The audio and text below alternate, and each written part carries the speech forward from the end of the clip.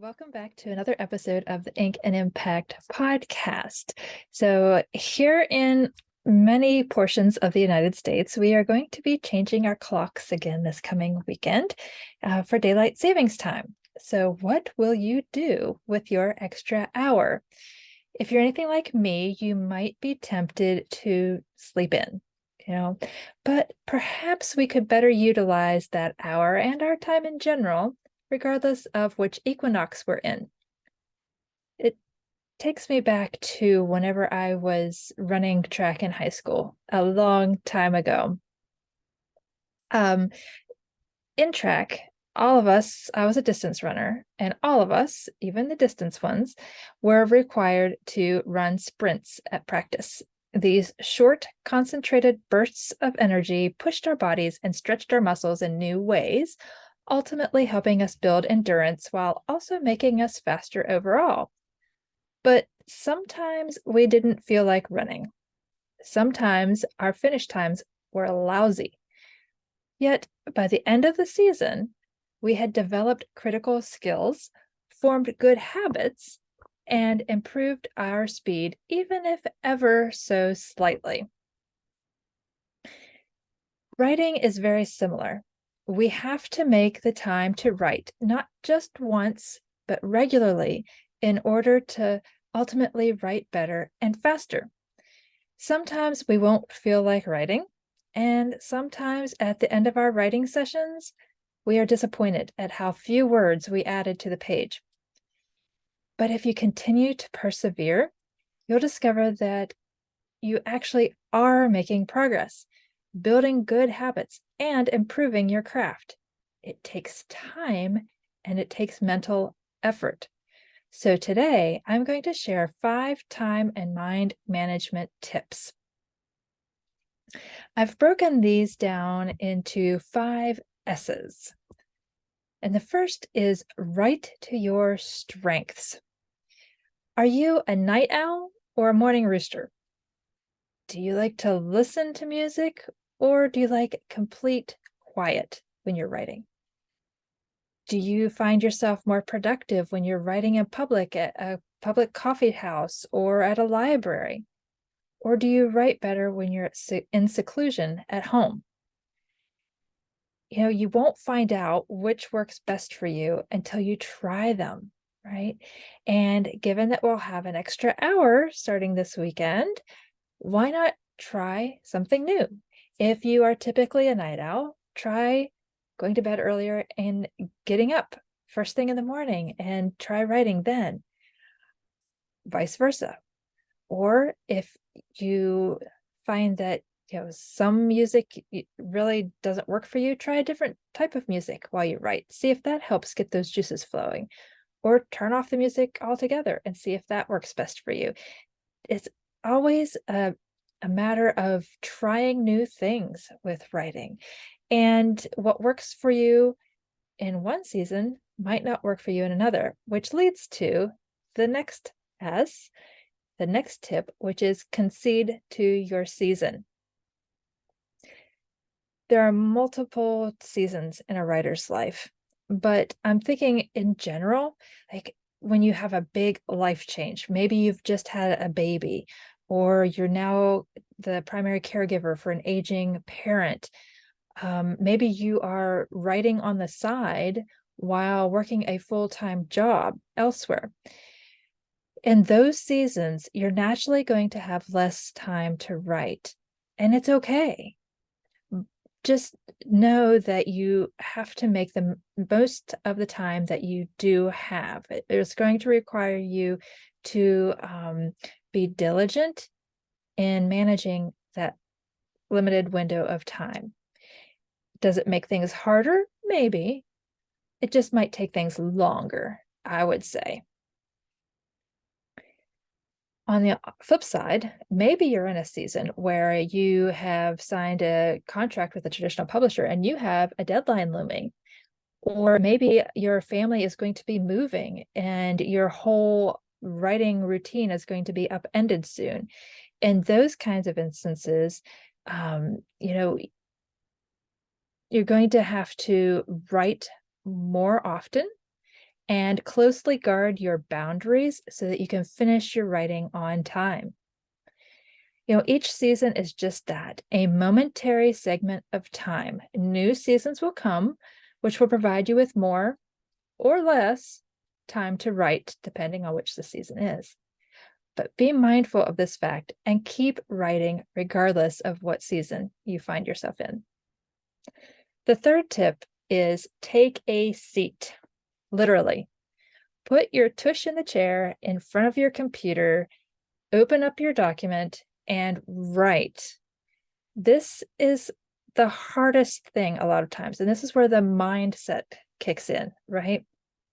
If we're just starting a manuscript, we're staring at a blank page, the cursor is blinking at us, and it can be overwhelming. So what do we want to do?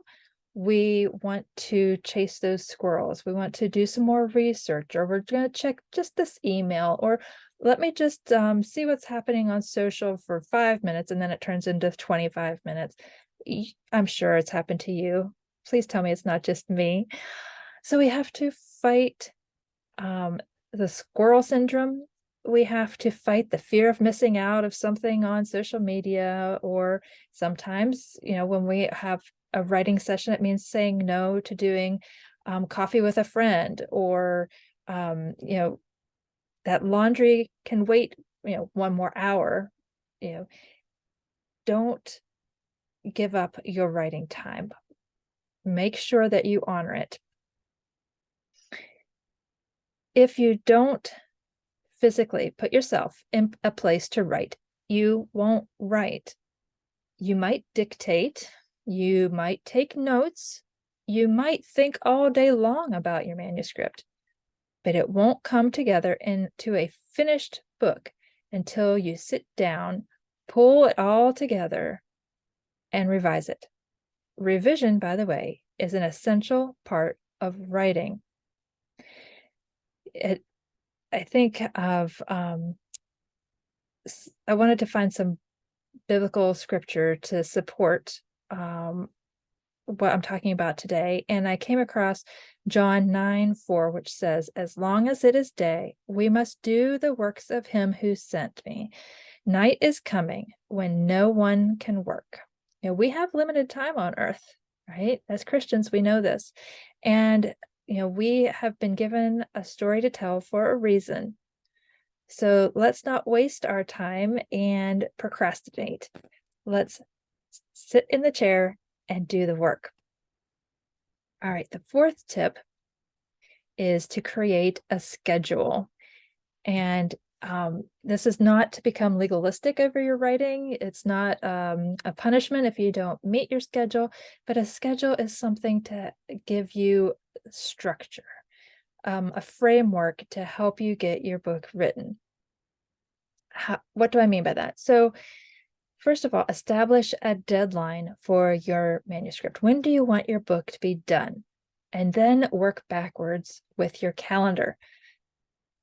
So you have your deadline, you mark that deadline on your calendar. You back up based on the number of chapters you plan to write.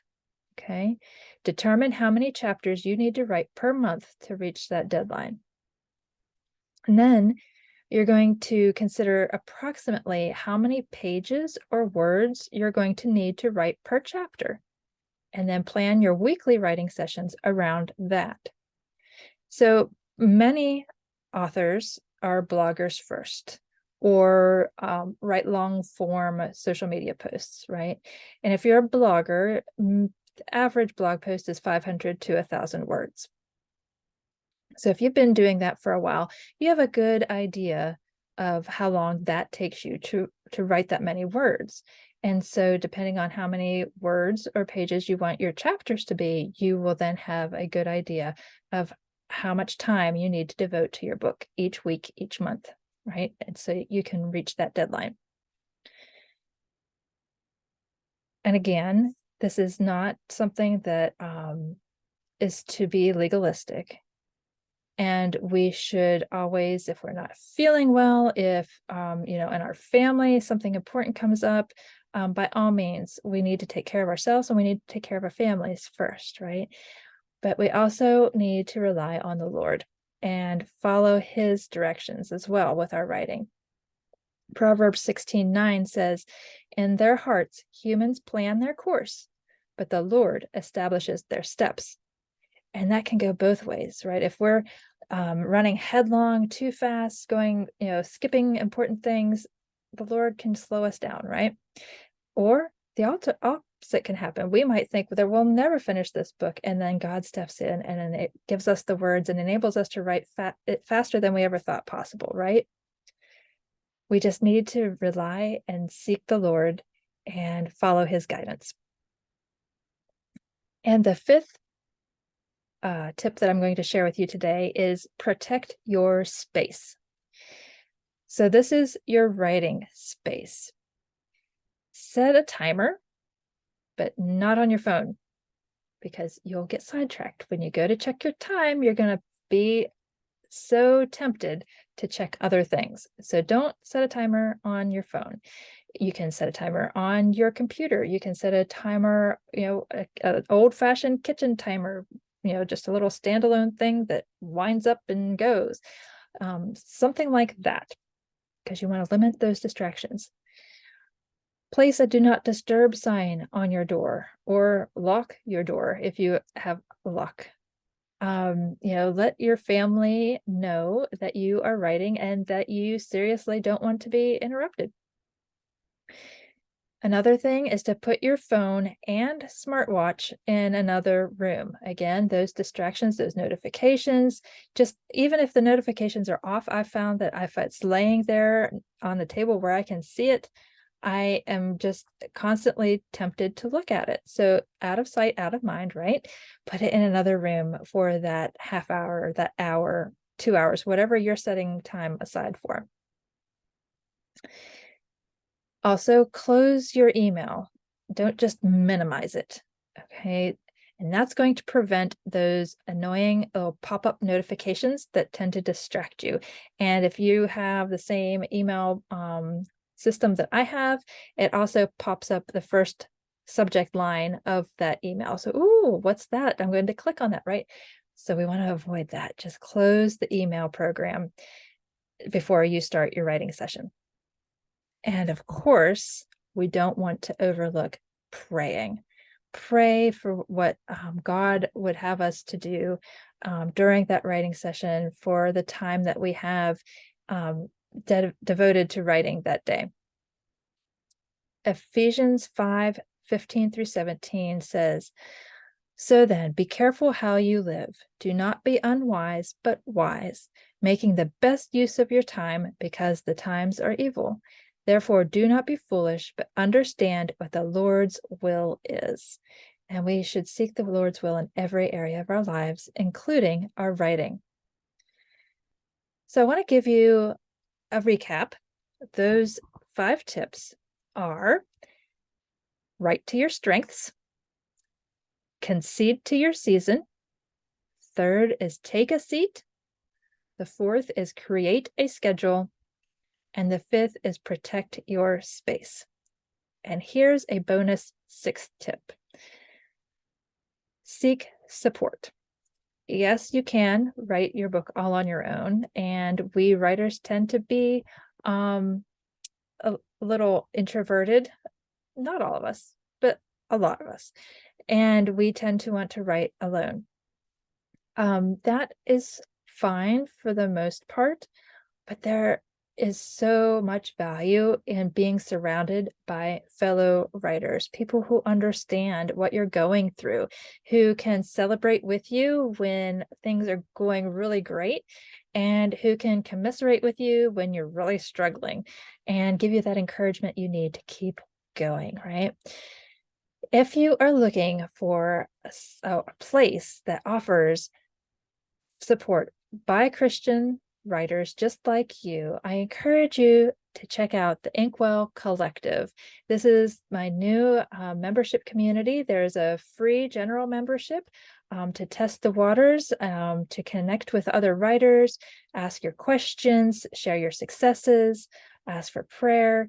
And then also that gives you once a month, we have a free weekly writing session at the Inkwell via Zoom, and that's at 10 a.m. Eastern time and 2 p.m. Eastern time. And you're free to take advantage of both of those sessions on the second Wednesdays of every month.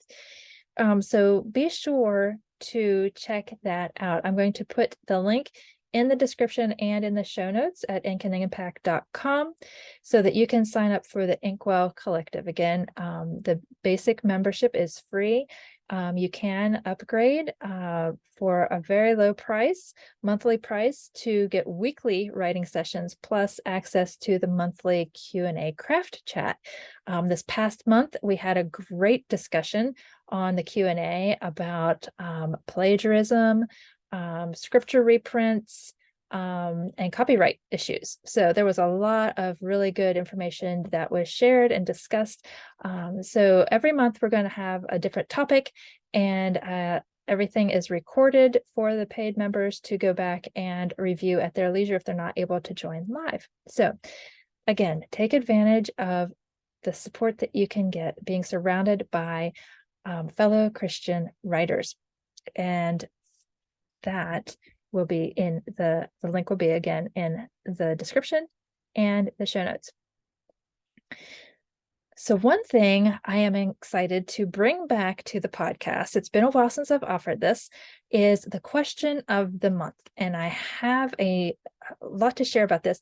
But first, the question. So this month's question is, how often do you visit author websites, and what info do you look for while there?